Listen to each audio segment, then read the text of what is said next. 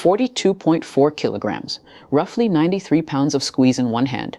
That is the median for men between 60 and 64, which means if your number is sitting anywhere near it, you are exactly average for your own age group. 27 kilograms, about 60 pounds, is a completely different kind of number. That is the line European researchers use to say a man's strength has dropped low enough to call it probable sarcopenia. And in the UK Biobank data, for every 5 kilograms of grip a man was missing, about 11 pounds, the all-cause mortality rate ran roughly 16% higher. One squeeze, one dial, a lot riding on it. Now, the obvious move here is to buy one of those little spring grippers and squeeze it in front of the television until the number climbs. That will move your number. It will not move the thing your number is actually reporting on, because grip was never a hand story. So over the next 20 minutes, you are going to place yourself on a 3-rung ladder for men 60 to 70, weak, average, strong, and then you are going to find out what that same hand is squeezing at 73. Let me tell you what you're measuring first, because most men get this wrong in a way that costs them the whole point. When you crush a dynamometer handle, the muscles doing the work are barely in your hand. The bulk of it is your forearm, and behind that your shoulder and your trunk holding the line. What comes out on the dial is not finger power. It is a small, cheap, weirdly reliable readout of how much contractile muscle you are carrying and how well you can recruit it. That is why the European Working Group on Sarcopenia uses grip as the entry gate. Not thigh size, not the scale, grip, because it correlates with the whole pool. And I want to kill one assumption early, because Tom had it too.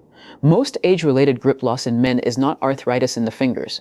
Arthritis hurts, and pain absolutely lowers a reading, but the long, slow slide you see in these cohorts tracks muscle, not joints, which is oddly good news, because you can feed and load muscle.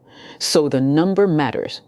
Which means the way you get the number matters just as much, because a bad measurement will lie to you in both directions. You need a calibrated hand dynamometer.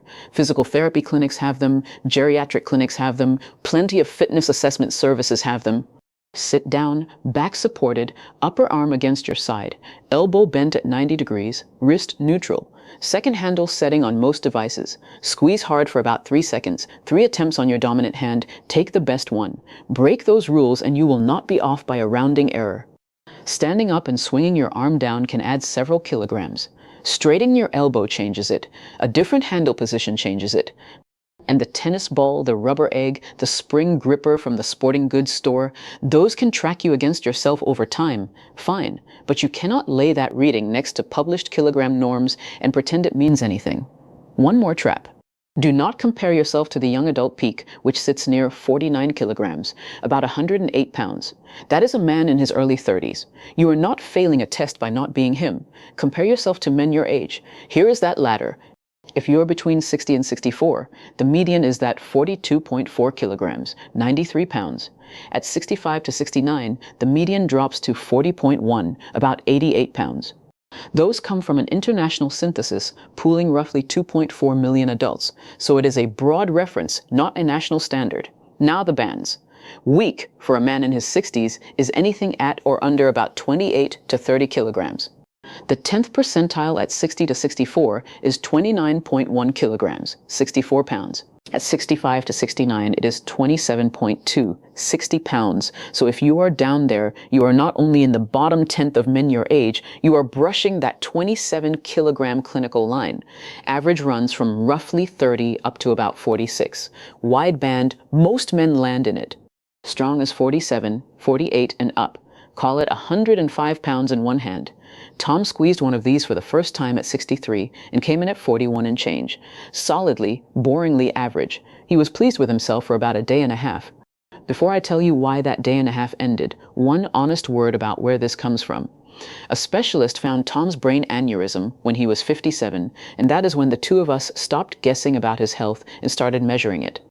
What came out of those years for him was the noon reset protocol, his 30-day guided meal timing system that gradually works the eating window back to noon. He built it. I watched it change everything for him. The link is below the video if that is useful to you. Back to your band, because a band is abstract until it has objects attached to it. I want you to hold 4 things in your head. A sealed jar of pickles, 2 bags of groceries carried in one trip, a handrail you grab one-handed when your foot slips on a wet step, and the arm of a low chair you push off to stand. Those 4 are your home scorecard from here on. In the health and retirement study, researchers followed older Americans and looked at grip against the ability to do basic daily tasks. For every 5 kilograms of grip lower, the odds of being unable to eat independently ran about 20% higher, walking across a room and bathing about 14% each, dressing about 9%, getting from bed to chair about 8%. Those are odds ratios out of an observational study, not a countdown clock. But look at what is on that list. Eating, bathing, dressing. That is not a fitness conversation. That is a conversation about whether someone else has to be in the room while you get your shirt on. So average feels safe. Average is where most men exhale. Here's the part that ended Tom's good mood. At 70 to 74, the median male grip is 37.7 kilograms, 83 pounds. The ladder itself is descending underneath you. Being average is not a fixed position, it is a moving one, and it moves down because the population you are being compared to is losing strength every single year you are standing in it. And there is a second problem with average. In a large cohort study across 28 countries, higher grip in men tracked with substantially lower mortality risk, and the benefit kept improving as grip rose until it flattened out somewhere around 42 kilograms. Above that, more squeeze bought very little extra. Below it, the curve was still climbing, so average for a man of 70, 37.7 sits under the point where the curve stops paying you. Average and enough are not the same word, which means the number worth tracking is not the one on the dial today. It is the slope. After 50, male grip strength declines by roughly 0.37 kilograms a year, on average, less than a pound a year. You will never notice it happening. It steepens with age, and in the last decade of life, it can run around 2% annually. Look at it across a decade instead. Men in their 60s, followed 10 years, hold on to about 84% of their grip. Men in their 70s hold about 79%. So do the arithmetic on yourself. Say you are 63 and you squeeze 38 kilograms, about 84 pounds, solidly average. Multiply by 84%. You come out around 32 kilograms at 70 pounds. That is still above the clinical line. That still opens the jar most days. But 84% is an average. Average means half of those men kept less than that. Run the identical 10 years at 70% kept, which is what the lower end of these distributions looks like, and 38 kilograms becomes 26.6. 26.6. Under 27, under the line, same man, same age, same starting number. 2 arithmetic paths off published decline rates, and I want to be clear, those are paths, not 2 patients I am describing. But they are honest arithmetic, and they land in 2 different lives. The first man at 32 kilograms carries both grocery bags in one trip, grumbles about the lid, gets it. The second man at 26 is in the band where the jar goes back in the drawer for someone else, where the second trip to the car becomes automatic, and where a hand that shoots out for a handrail may not close hard enough or fast enough to stop the fall. So the question stopped being where you rank. The question is which slope you are on, and nothing about your hand decides that. Here is what does. Grip loss tracks muscle loss almost linearly. Across the research, roughly 0.55 kilograms of grip disappears for every kilogram of muscle you shed. The dial is reading your total pool. And your muscle is not just the thing that lifts the bag, it is the largest place in your body where glucose goes after you eat. Skeletal muscle takes up the majority of the sugar your bloodstream is trying to clear. It is the tank. Shrink the tank, and the same bowl of rice has fewer places to go. Which is why the man losing grip and the man whose fasting numbers are drifting upward are very often the same man, and neither of those facts is a coincidence sitting next to the other. In the UK Biobank work, each 1 unit increase in HbA1c came with roughly 1 to 3% higher odds of the weakness that defines sarcopenia, small per unit. It compounds across years. And in a Korean study of men without diabetes, the men in the lowest third for grip relative to body weight carried about 2.8 times the odds of insulin resistance after adjusting for the usual confounders. Both observational, adjusted but observational. Grip does not cause insulin resistance, and insulin resistance does not reach into your forearm and switch it off. What they describe is a loop, and the loop runs both directions. Smaller muscle handles glucose worse. Muscle that is handling glucose worse responds less to the protein you eat. Less response, less muscle, worse handling. That loop is the difference between 32 kilograms and 26, not your hand, not your age, the pool, and how it is being fed and used. Which means you can enter that loop from either end. and this is where most men spend 90 days on the wrong end. The gripper, the one you are going to buy in minute 1. Squeeze it every night for 6 weeks, and your reading will climb, genuinely, maybe several kilograms. Your forearm adapts. Your skill at the specific act of crushing a handle improves. And skill is a real part of any maximal test. And the pool has not changed. Your glucose handling has not changed. You have taught yourself to score better on the instrument, while the thing the instrument was measuring sits exactly where it was. That is not a hidden trick. It is just the difference between the readout and the system. Loading your hands still matters, and I will come back to how. But squeezing rubber is not loading. 3 things move the pool. Tom does all 3, and they are unglamorous. The first is protein, at a dose that actually does something, inside the noon window.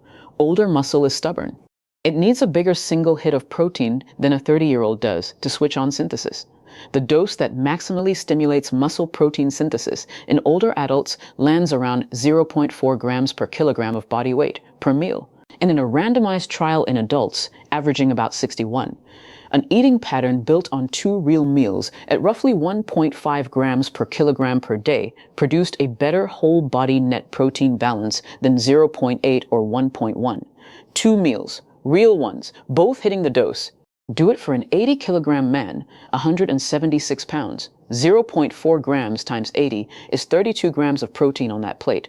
That is a palm and a half of chicken, or 4 eggs plus cottage cheese, or a can of sardines and a bowl of lentils. Not a shake dusted on top of toast. 32 grams, then 32 again at the second meal. That handles the anabolic end. It does nothing for the glucose end by itself, and the glucose end is half the loop. So, the second thing, walk after those meals. In older adults at risk for impaired glucose control, 3 15-minute walks, starting about 30 minutes after each meal, lowered 24-hour glucose as effectively as one sustained 45-minute walk. Same total minutes, better placement. A 12-week version of that pattern brought HbA1c down, 15 minutes, starting roughly half an hour after you put the fork down. Contracting muscle pulls glucose in without needing insulin to do the asking, which is exactly the step in the loop that was failing. And when researchers compressed eating into a shorter daytime window that finished earlier, men with prediabetes improved insulin sensitivity over 5 weeks with no weight loss at all. The timing was doing work, the scale never showed. If this kind of thing is what you want more of, being told where you actually stand and what moves it, subscribing genuinely helps. Now, the third lever, and this is where your hands finally come back into it. Load them by carrying, not squeezing. Groceries in one trip, deliberately. Farmers carries down the driveway and back, a heavy object in each hand. 3 or 4 trips, 2 or 3 days a week. Dead hangs from a bar, 30 seconds, however many you can manage. Yard work. Anything where a real load hangs from a closed hand while your shoulders and trunk hold you upright. That is loading the whole chain the dynamometer reads, and it is the same chain that grabs the handrail when your foot goes, the jar, the 2 bags, the rail, the chair arm. All 4 of those rows move together, or none of them do. Then put a date on the calendar, 90 days out. Same dynamometer, same chair, same elbow angle, same time of day, best of 3. That is long enough for the pool to answer and short enough that you will actually do it. Run your own arithmetic before then. Whatever your number is today, multiply it by 84% and look at what your 73rd birthday hands you. That figure is not a fate. It is a description of what happens to men who let the slope run untouched. And if you want the meal timing side of this built out day by day, the noon window, and the protein pattern I just described, that is what Tom's 30-day guide walks you through. One-time download, no supplements, no calorie counting. Link below the video. GRIP will not tell you your biological age, and it will not predict your lifespan. What it does is report, cheaply and honestly, on a system that is still taking instructions from you. The number you squeeze this week is a description. The number you squeeze at 73 is a decision you are making right now, at lunch.